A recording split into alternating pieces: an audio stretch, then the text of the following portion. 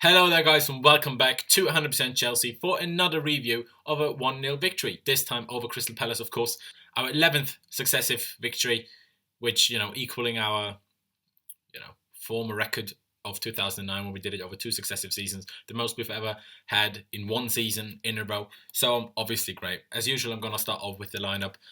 Courtois obviously in goal, back three stayed the same with Gary Cahill, David Luiz and Azpilicueta, wing-backs also the same, Marcos Alonso and Victor Moses. Nemanja Matic came back into the side, replacing Cesc Fabregas next to N'Golo Kante. And then the front three, Hazard was back in the team. Diego Costa still as the striker. And Willian this time starting next, or instead of Pedro kind of thing.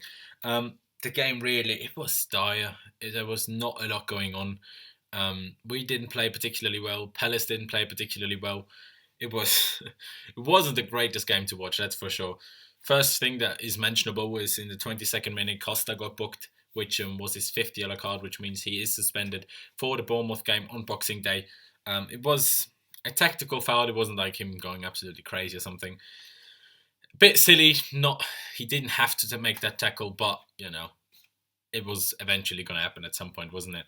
But then in the 44th minute, pretty much our first chance that we had, our first real chance. And that wasn't even a real chance. Azpilicueta just lofted the ball into the box.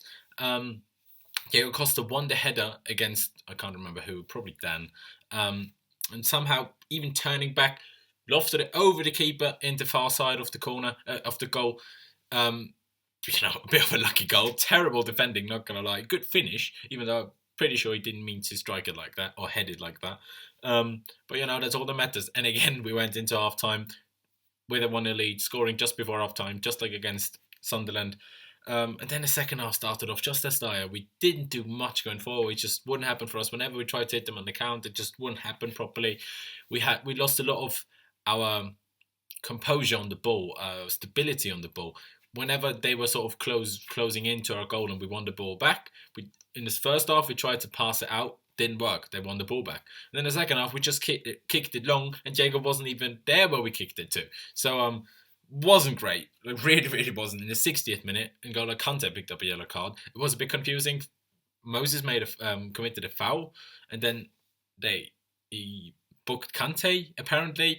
But then it also showed up on TV that he also booked Moses, which on my app it didn't show up. So I'm not 100% sure if Kante got booked, but I think he did. It was all over Twitter as well, which would be his fifth yellow card of the season as well. Obviously, missing the Bournemouth game as well.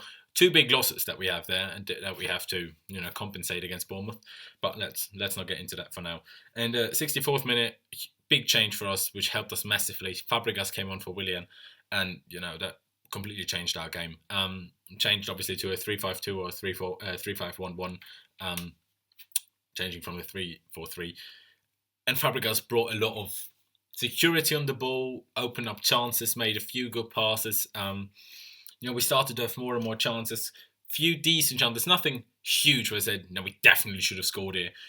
Alonso had one or two, a good volley from a cross that was, deflected and then fell to him. Another good shot, which forced a good save by the keeper. Costa had one, which forced a good tackle by a defender. Even Kante had one, another good save by the keeper. But none of those chances, I was like, no, we really should have scored that.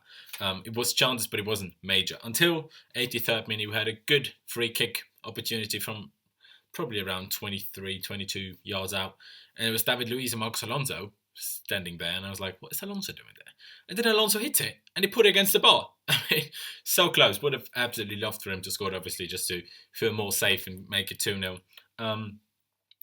But yeah, I mean, me and Eunice obviously got a prediction just about wrong. We did say it was going to be a difficult game, but, it doesn't matter. We won 1-0, and that's all that matters. The 3 points is all that matters. Bit, not weird, but, different from the last few games. We only had 47% possession, which it's a bit of a difference from the last two games when we had 66, 67 and stuff.